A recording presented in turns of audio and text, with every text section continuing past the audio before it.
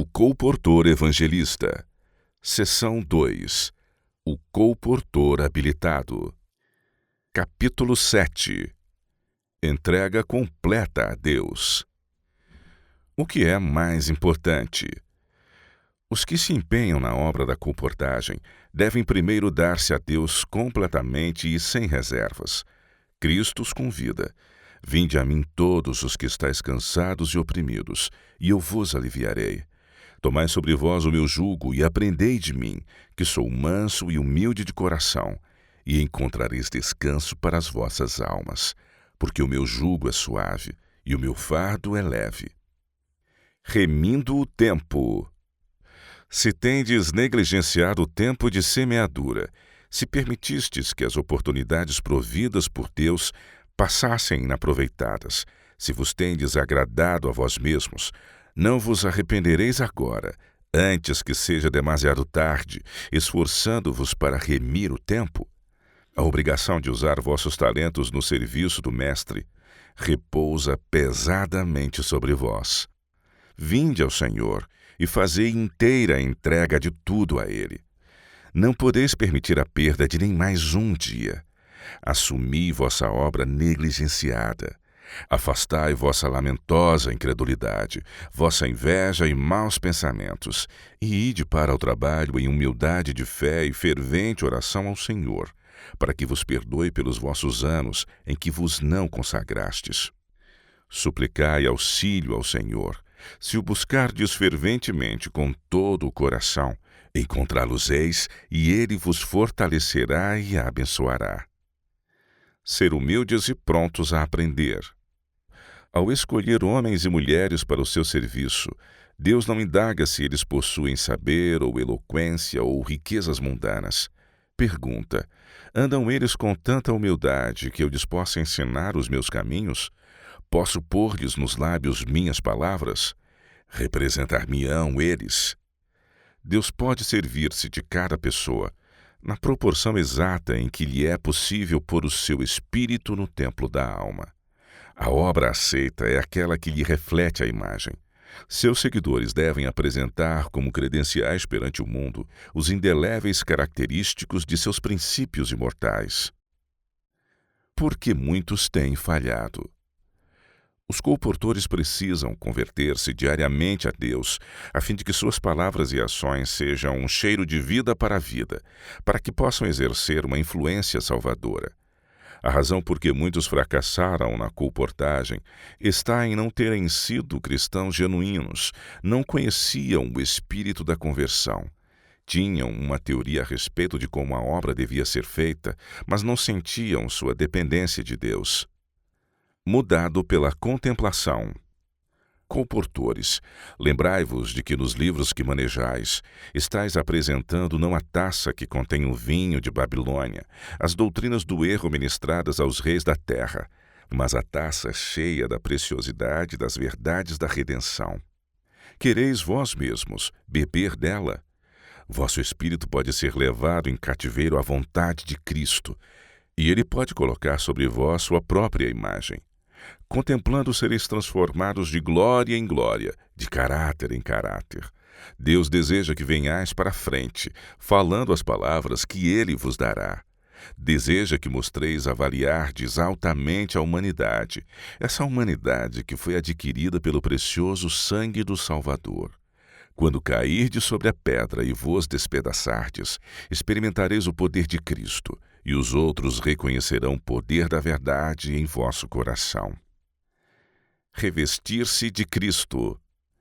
Ninguém pode ser um bem-sucedido ganhador de almas antes que ele mesmo tenha decidido entregar-se a Deus.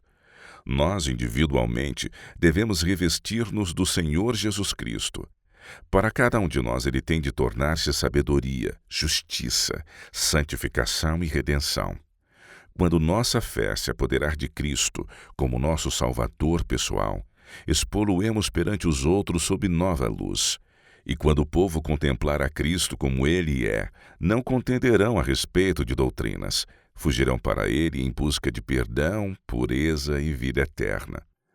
A dificuldade que mais deve ser temida é a de que o colportor que encontre estas almas inquiridoras não esteja ele mesmo convertido, que ele mesmo não conheça por experiência o amor de Cristo, que excede todo o entendimento.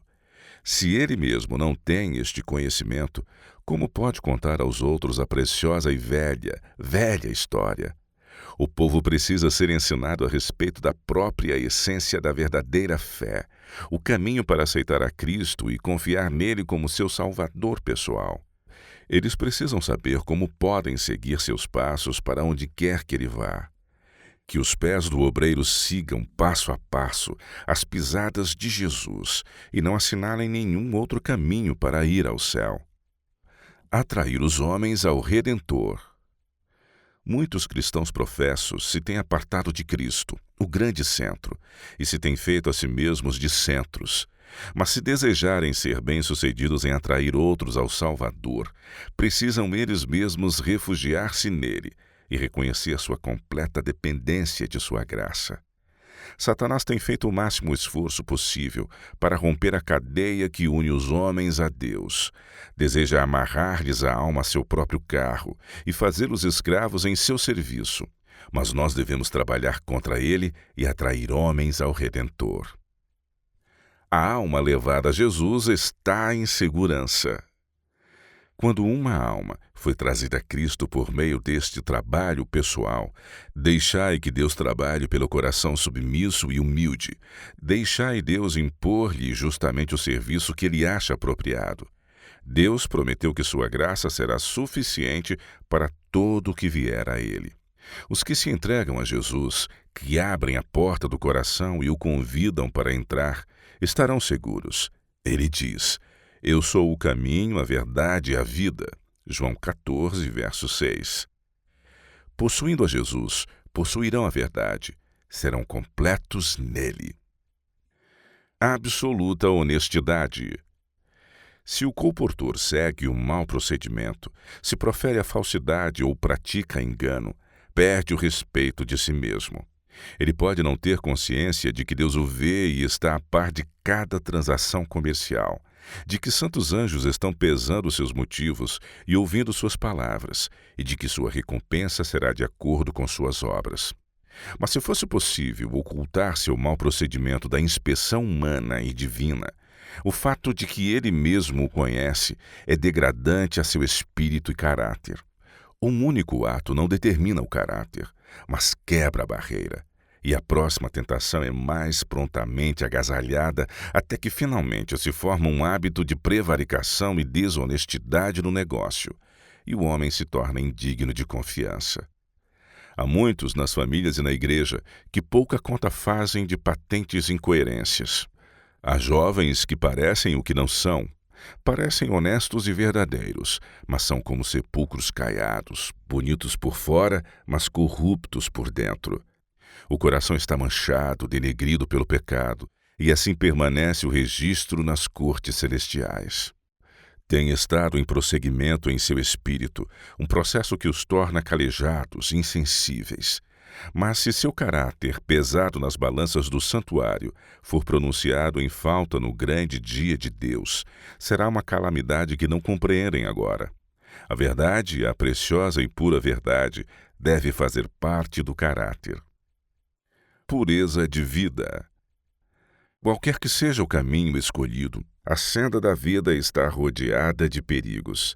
Se os obreiros em qualquer ramo da causa se tornam descuidosos e desatentos a seus deveres eternos, estão enfrentando grande perda. O tentador achará acesso a eles. Ele espalhará redes para seus pés e guiá-los-á em caminhos duvidosos. Só estão seguros aqueles cujo coração está guarnecido de princípios puros. Como Davi, eles orarão: dirige os meus passos nos teus caminhos, para que as minhas pegadas não vacilem. Uma constante batalha precisa ser mantida contra o egoísmo e a corrupção do coração humano. Muitas vezes os ímpios parecem ser prósperos em seus caminhos, mas os que esquecem a Deus, mesmo por uma hora ou momento, estão num caminho perigoso. Pode ser que não reconheçam seus perigos, mas antes de estarem apercebidos, o hábito, semelhante a um laço de ferro, prende-os em sujeição ao mal com o qual brincaram. Deus despreza seu procedimento, e sua bênção não os seguirá. Não contemporizar com o pecado. Tenho visto que jovens empreendem este trabalho sem se ligarem ao céu. Colocam-se no caminho da tentação para mostrar sua bravura. Riem-se da insensatez dos outros. Eles conhecem o caminho reto, sabem como conduzir-se. Quão facilmente podem resistir à tentação. Quão infundado é pensar em sua queda. Mas não fazem de Deus sua defesa. Satanás tem um insidioso laço preparado para eles e eles mesmos se tornam o joguete dos tolos. Nosso grande adversário tem agentes que estão constantemente à caça de uma oportunidade para destruir almas, como um leão caça sua presa. Foge deles, jovem, porque enquanto pareçam ser teus amigos, eles astutamente introduzem maus caminhos e práticas. Lisonjeiam-te com os lábios e oferecem-se para ajudar-te e guiar-te, mas seus passos dirigem-se para o inferno. Se ouvires seus conselhos, isto pode ser o ponto decisivo de tua vida. A remoção de uma única salvaguarda da consciência, a contemporização com um só hábito, uma simples negligência das elevadas exigências do dever, pode ser o princípio de uma série de enganos que te passará para as fileiras dos que estão servindo a Satanás, ao passo que estás todo o tempo professando amar a Deus e a sua causa. Um momento de negligência, um único passo em falso, pode tornar todo o curso de tua vida para uma direção errada. E pode ser que nunca venhas a saber o que causou tua ruína antes de ser pronunciada a sentença. Apartai-vos de mim, vós que praticais a iniquidade. Abandonar más companhias. Alguns jovens sabem que aquilo que eu tenho dito descreve plenamente seu procedimento. Seus caminhos não estão ocultos ao Senhor, ainda que estejam ocultos a seus melhores amigos, mesmo seu pai e mãe. Tenho pouca esperança de que alguns destes jamais mudem seu curso de hipocrisia e engano. Outros que erram estão procurando remir-se a si mesmos. Que o querido Jesus os auxilie para que fixem a face como um seixo contra todas as falsidades e as lisonjas dos que haveriam de enfraquecer seus propósitos de fazer o que é reto, ou que haveriam de insinuar dúvidas ou sentimentos de infidelidade para abalar sua fé na verdade. Jovens amigos, não gasteis uma hora sequer na companhia daqueles que vos inabilitariam para a pura e sagrada obra de Deus.